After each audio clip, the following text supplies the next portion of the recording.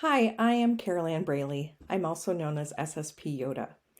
I specialize in offering the safe and sound protocol to the absolutely most complex people. Many people come to me after having had a difficult experience with SSP previously, or they may approach me because they really would like to try SSP either for themselves or their child, and they may have never tried it before, but they've become concerned about things they have read online, incidents where it appears that SSP has made something feel worse rather than better, or people went through a really rough time during the process. So, what I wanted to talk about was that yes, that absolutely can happen. And in my experience, it is almost always entirely preventable. There are a number of different reasons why we may see that happen. One of them may be that the volume was too loud for the music. With this approach, we want to choose the lowest possible volume that someone can comfortably hear the music at. Another common reason is if someone doesn't have enough safety in their environment. So, say if someone is doing SSP and they are living in a very high conflict situation, or they have someone at home or at school or at work who really rocks the boat for them in a big way, then that can potentially interfere with the effectiveness of SSP. We have many slogans with SSP, the most important of which is the safe comes before the sound. And so there's a variety of different ways that we can interpret that, but one of them is that we consider that SSP can be effective within the context of feeling safe, or as safe as that particular nervous system will allow. It doesn't mean that the environment has to be perfect and that nothing can go wrong during SSP, because life doesn't work that way. It just means that it needs to be kind of safe enough.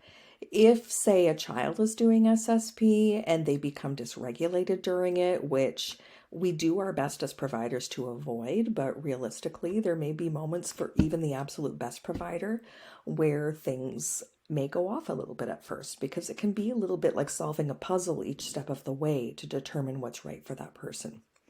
So that can be okay. And most providers will be well equipped to help if something goes wrong. It is their responsibility to help you with that to the best of their ability so that things get settled and no one has a really rough time with it. But if instead what happens is a child is met with punishment as a result of being hijacked by physiology in a way that they couldn't control, something like that can interfere with the effectiveness of SSP. It also can be the case for adults as well, of course. Something like going through a breakup during SSP can interfere with things. However, a great deal of the time, when we see SSP become very rough, what that often tells us is that somebody went through the process at a pace that was too fast for their specific nervous system. The current recommendation for SSP core listening is that it is considered okay for people to listen to up to 30 minutes on any given day, with the caveat that as long as that goes well for them. It has always been the case, even when the recommendation was up to an hour per day, that we are meant to watch and observe how that specific nervous system is responding.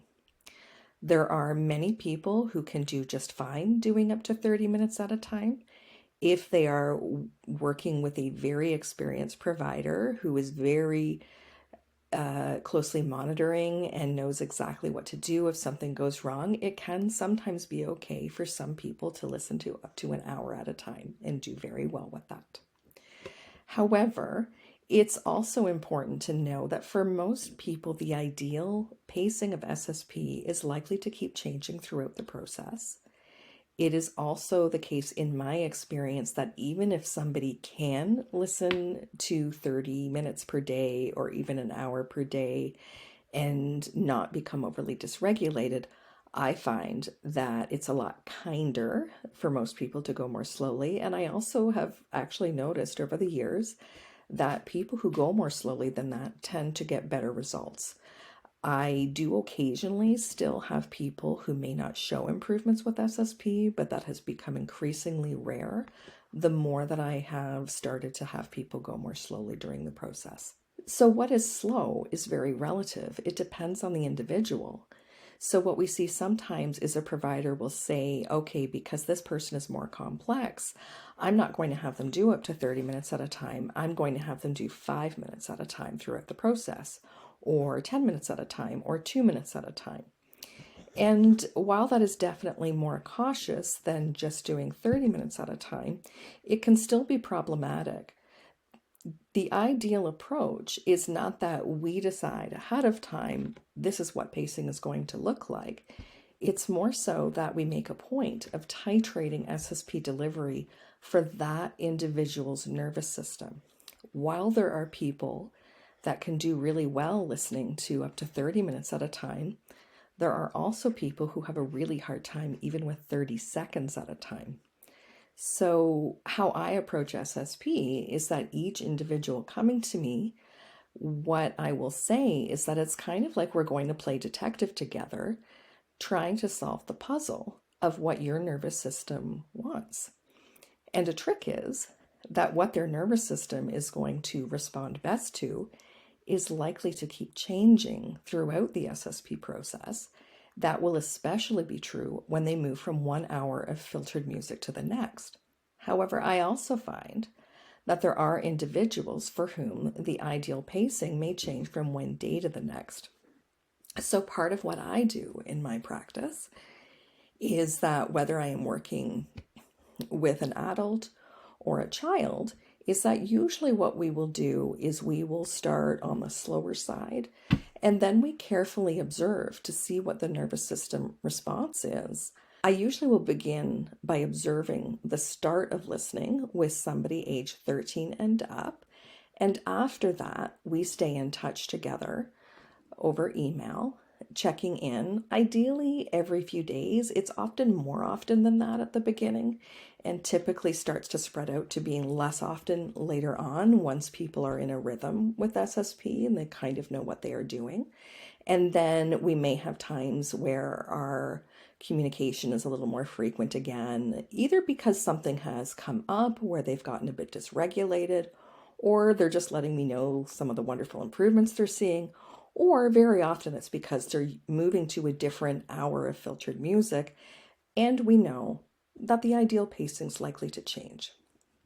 So there's a lot of different things that I suggest that people watch for when they are interviewing a prospective SSP provider. And one of those is to ask things like, how do they decide what increment of listening is right? We don't really want to jump in saying, well, this is what it's going to look like, because the reality is we don't know until we begin. Even after 5 years of offering this protocol to hundreds of people, I can still find myself quite surprised by the pacing that somebody ends up needing. And that surprise can actually go in either direction. Occasionally, someone begins who I would have thought would need to go through the process quite slowly and find it fairly dysregulating if they go at a faster pace, but actually they sail through it like it's nothing and have wonderful improvements. But more often, it can be someone that I would have thought might be fairly straightforward who needs to go much more slowly than what I would have anticipated. And we don't always know why that is. And ultimately, my opinion is it doesn't really matter why. All that really matters is that we watch what that person needs and titrate SSP delivery to them. So something that we don't talk as much about, and my impression is that many providers may not be aware of, but what I see consistently over and over again is that there also who are people who can go through Safe and Sound protocol fairly quickly and they don't become overly dysregulated, but they also don't necessarily have particular improvements show up, or they're very mild improvements. But what I have found is that sometimes when those same people come and do SSP with me and I watch really closely and most often start slowly, and increase there if that's what it looks like is needed for them, they actually end up having much more vivid improvements going at a slower pace. So it's just one of those things. Stephen Porges himself says there's no prizes for going through SSP quickly. He also makes very clear that if at any point somebody decides they don't want to finish, that that's okay, that we still get benefit, and a little bit of SSP can be better than no SSP at all. I can never promise anyone that they will never have a rough moment during SSP or a difficult day, but overall, as long as we watch carefully, and rather than jump in with a long amount and then course correcting if things get really rough, we start with a more conservative amount unless it's very obvious that their physiology wants to go longer, that they can have a pretty gentle process. With SSP, I find that even if somebody does get dysregulated during the process, as long as we don't push through it, it's usually possible to get things to settle really quickly. This is one of the reasons it is so important to stay in touch with your SSP provider and let them know what's happening, especially if any dysregulation is showing up. And if ever you are working with a provider and you're letting them know that some things are getting more difficult rather than easier, if they're telling you to keep going, that is not good advice. What happens when we keep pushing through something that is challenging with SSP is that it can be a little bit like lighting a match to gasoline.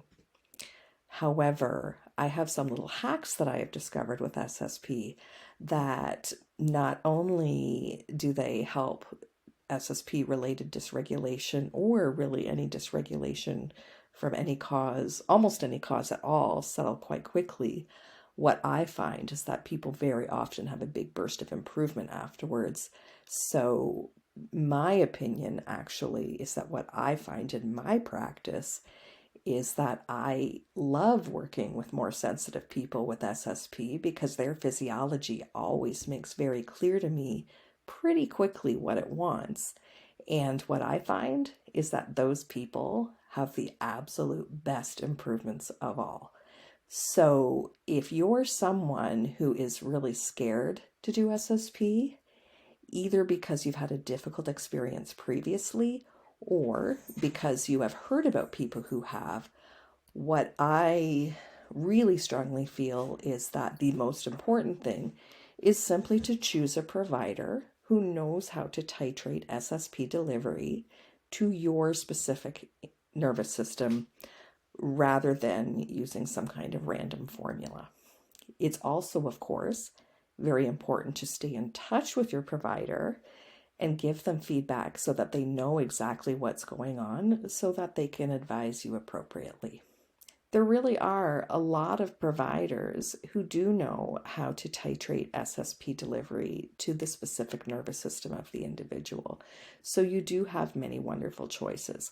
It's just really important to interview them carefully and ask questions like how they are going to choose what pacing should look like. You want to hear that it will be individualized and personalized. In my practice, I have a number of associates who work with me. All of us are very extremely skilled at offering SSP to the most complex people, and we all titrate delivery to the specific nervous system of the individual. So please know that you do not need to be scared to do SSP. If anything, if you are an extremely complex person who is really, really sensitive, in all likelihood, you're someone who would have wonderful and amazing improvements with SSP, as long as it is titrated to your specific nervous system. Some of my clients are so acutely sensitive. It sounds crazy, but even like 2 to 5 seconds of SSP music sometimes can be enough for them to have vivid improvements right away. It really is less is more with this approach for people who are more sensitive. Having said that, it is also fine for people to listen to SSP for a few to several minutes at a time, as long as that is being well received by their physiology. And I will say that the people who do well with just a few seconds at a time, later on in the process, if they started out SSP needing to go that slowly, later on they will be able to do several minutes at a time. And sometimes it's the reverse pattern, where someone starts out being able to go faster, and then later on they really need to slow down. And all of that's okay. It's just a matter of solving the puzzle and figuring out what that nervous system wants. So thank you for joining, and I hope you really will try SSP. Thank you.